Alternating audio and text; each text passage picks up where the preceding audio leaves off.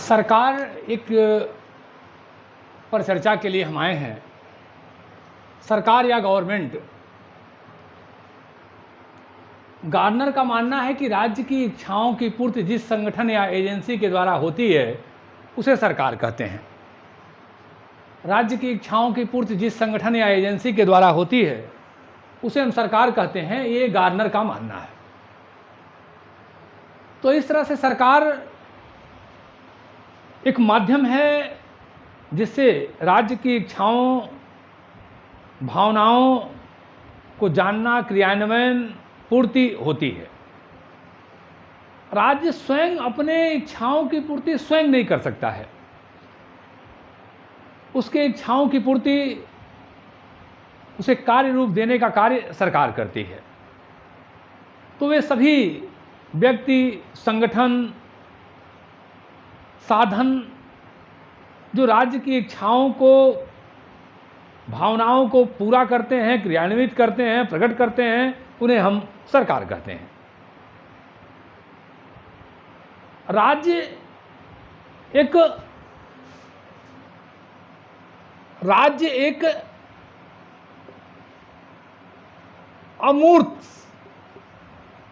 अमूर्त है। अमूर्त का अर्थ हुआ जिन्हें हम महसूस कर सकते हैं लेकिन देख नहीं सकते हैं। और सरकार मूर्त है। सरकार मूर्त है। मूर्त का मतलब जिसे हम देख सकते हैं। राज्य निराकार है और सरकार का आकार होता है, संगठन होता है।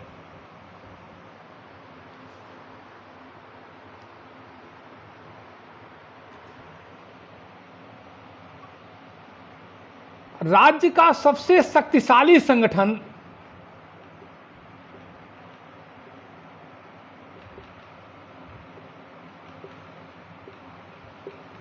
सरकार होती है।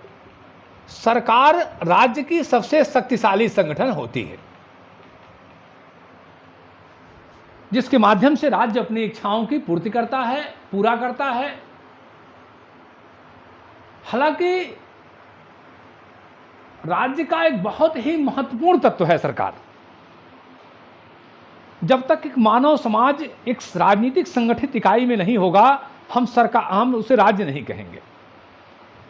मानव समुदाय का एक संगठित राजनीतिक इकाई होना आवश्यक है। तो राज्य का सबसे शक्तिशाली संगठन होता है,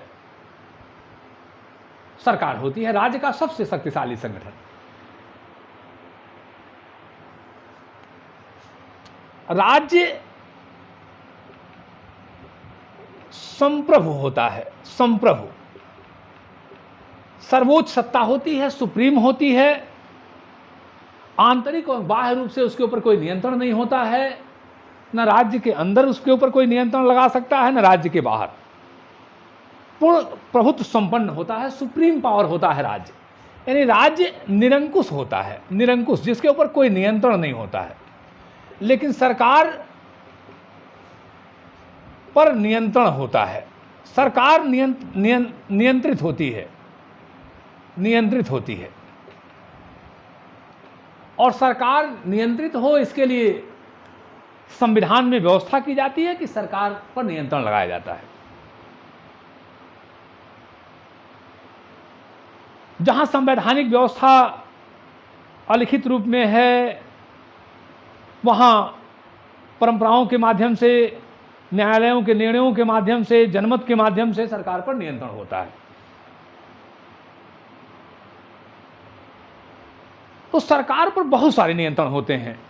संविधान का नियंत्रण, जनमत का नियंत्रण, प्रेस का नियंत्रण, न्यायपालिका का नियंत्रण, राजनीतिक दलों का नियंत्रण, स्वयं अपने दलों के सदस्यों का नियंत्रण, बहुत सारे नियंत्रण होते हैं। लेकिन राज्य पर कोई नियंत्रण नहीं होता है। राज्य संप्रभु होती है और राज्य के उस संप्रभु शक्ति का प्रयोग सरकार करती है। राज्य की संप्रभु सत्ता का प्रयोग, सुप्रीम पावर का प्रयोग सरकार करती है। सरकार से सीधा कोई संपर्क बिना किसी रुकावट के कर सकता है, लेकिन राज्य से कोई सीधा संपर्क नहीं कर सकता है। अगर किसी व्यक्ति को, किसी संगठन को, किसी राज्य को अगर दूसरे राज्य से संपर्क करना है तो उसे पहले सरकार से संपर्क करना होगा, यानी सरकार के माध्यम से ही हम राज्य तक पहुंच सकते हैं, चाहे कोई व्यक्ति हो, चाहे समुदाय हो, चाहे संगठन हो। बिना हम सरकार के माध्यम से राज्य तक नहीं पहुंचा जा सकता है। राज्य की भावनाओं की अभिव्यक्ति का माध्यम है, सरकार राज्य का व्यवहारिक पक्ष है, व्यवहारिक पक्ष, संगठित स्वरूप, सबसे शक्तिशाली स्वरूप। तो इस तरह से सरकार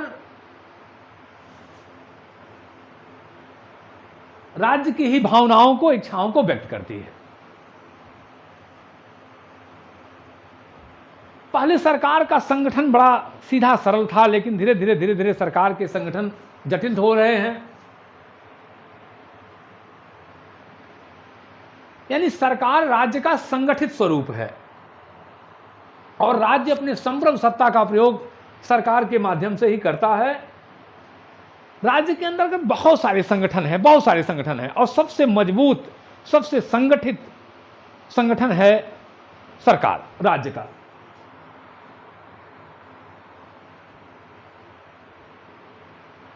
परंतु यह भी आवश्यक है कि राज्य संप्रभु है, सरकार उस संप्रभु शक्ति का प्रयोग करती तो है, लेकिन सरकार पर तरह तरह का नियंत्रण होता है।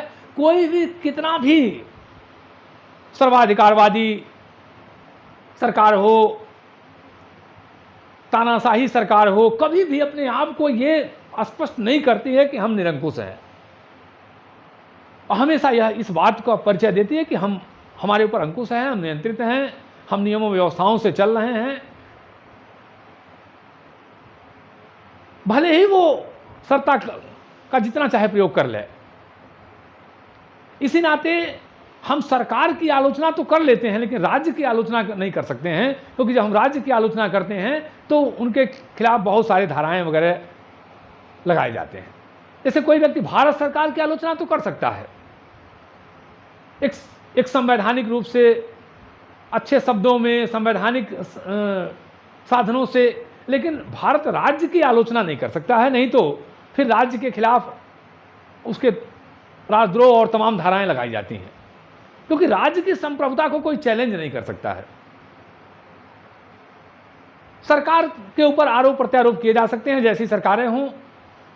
सरकार के 3 अंग होते हैं मुख्यतः, सरकार के 3 अंग: व्यवस्थापिका,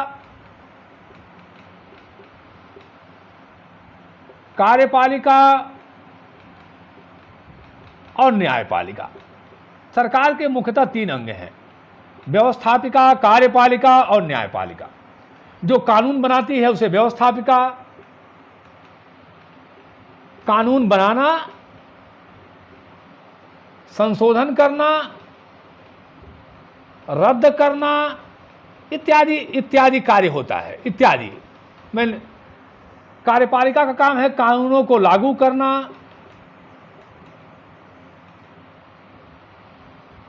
और न्यायपालिका का कार्य है कि जो कानूनों का उल्लंघन करे उसे दंड देना या न्याय प्रदान करना, संविधान की रक्षा करना, कोई अपने सीमाओं का अतिक्रमण न करे ये देखना। तो ये सरकार के मुख्यतः 3 अंग हैं। तो कोई भी सरकार चाहे जितनी भी रूप में हो, होनी चाहिए, जिस रूप में भी हो, वो संस्थात्मक सरकार हो सकती है, अध्यक्षात्मक हो सकती है, एकात्मक हो सकती है, संघात्मक हो सकती है, राजतंत्रीय व्यवस्था हो सकती है, प्रजातंत्रीय व्यवस्था हो सकती है, कुलीन तंत्रीय व्यवस्था हो सकती है। बहुत सारे सरकारों के प्रकार अलग अलग हो सकते हैं।